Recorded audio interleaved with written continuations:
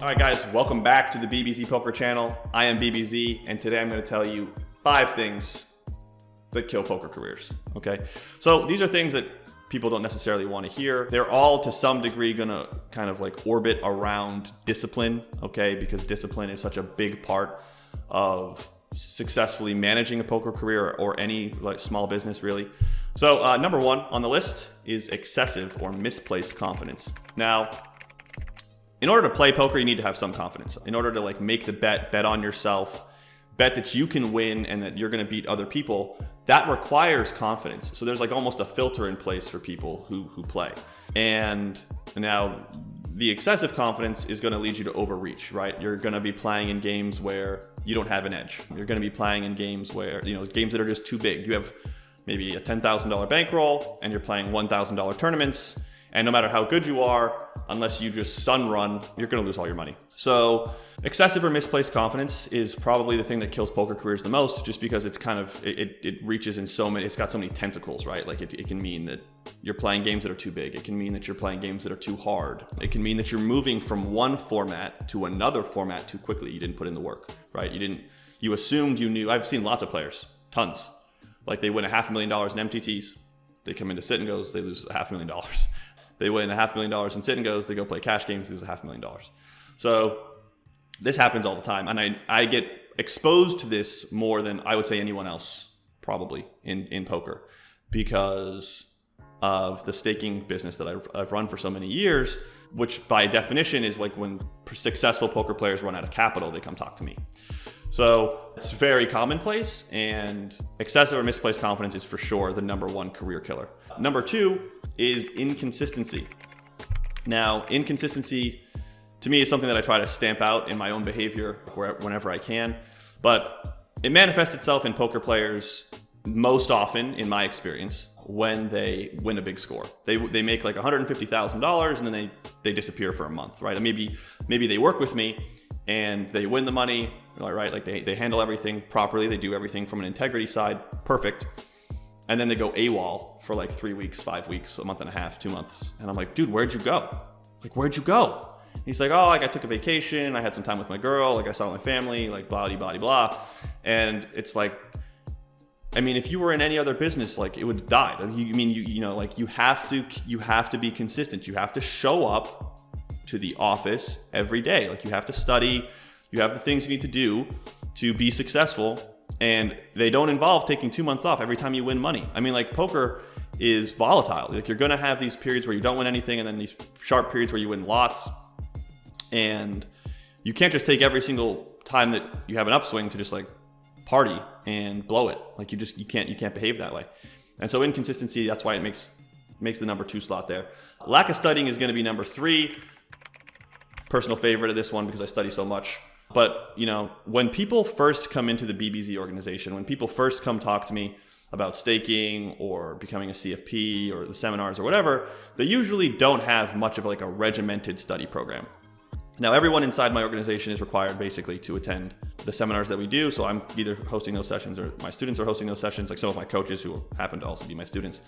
And as a result, like, the professional players that are involved with BBZ all have very disciplined, steady study plans.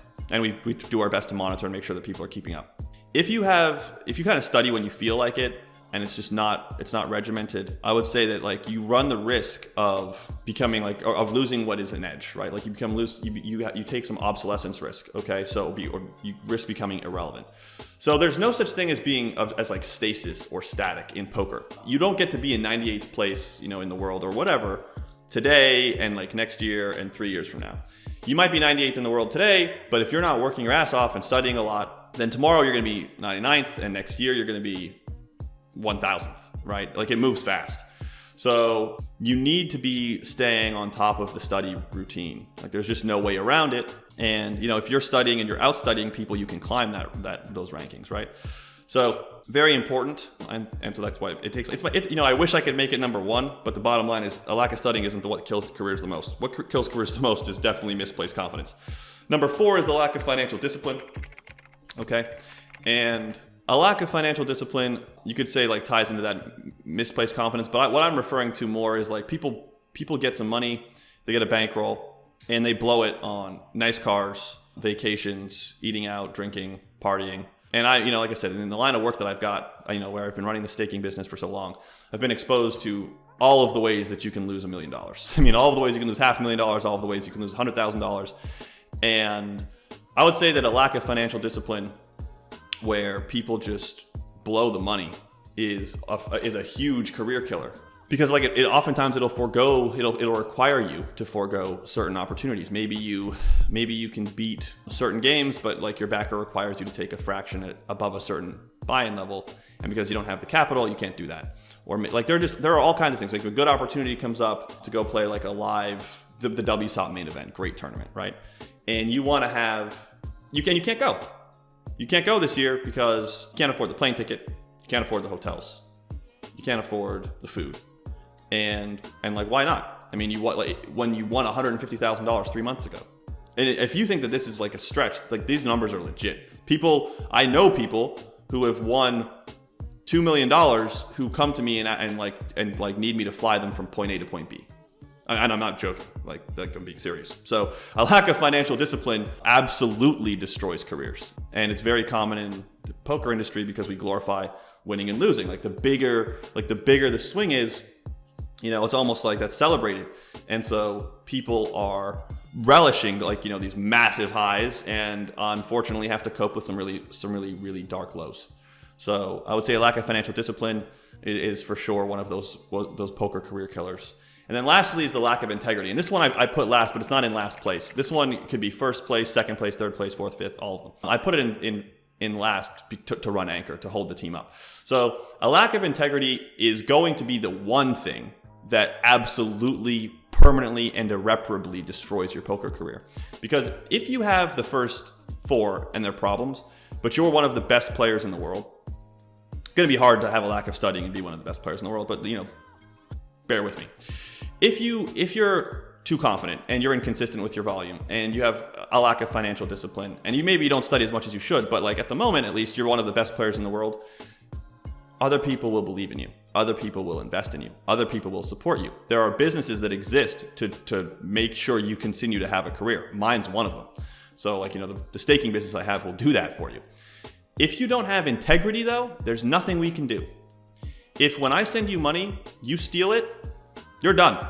And that's true about lots of organizations. We all talk, there's a network of people and we all communicate.